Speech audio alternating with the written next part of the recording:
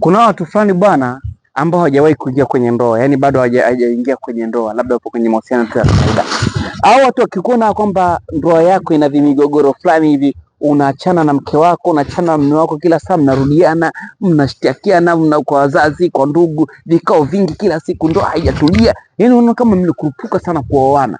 Yani utasikia ni unaoaje mtu ambaye hujamchunguza? Unaolewaje na mwanaume ambaye hujamchunguza?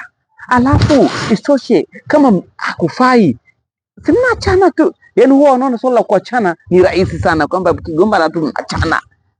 Yani kwamba akikurufisha tu kidogo unamwacha, akikutukana kidogo unamwacha. Yani mnakuru, yani huwa yani it's like yani mnakaji na mwanaume ambaye yuko hivi. Yani chunguza kwanza ndio muoe, chunguza kwanza ndio uolewe. Yani huwa kama tulikurupuka, kama huona walikurupuka wale, yani watu wazima walikurupuka.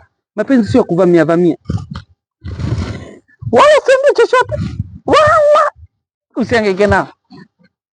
Sisi tumekurupuka, wacha takuja kuona huku naitwa mtakuja, watakuja njia wote. Kila nafsi itaonja ndoa mbovu, kila nafsi itaonja ndoa mbovu.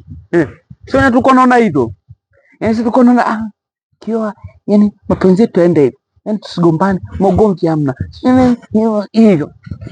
Tukaanza mwezi wa kwanza tukaanza kupenda pendana. Sasa hivi kila mtu amtamani mwenzake, migogoro kibao.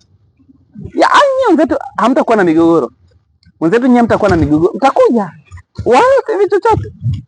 Ila hii dunia bwana, hii dunia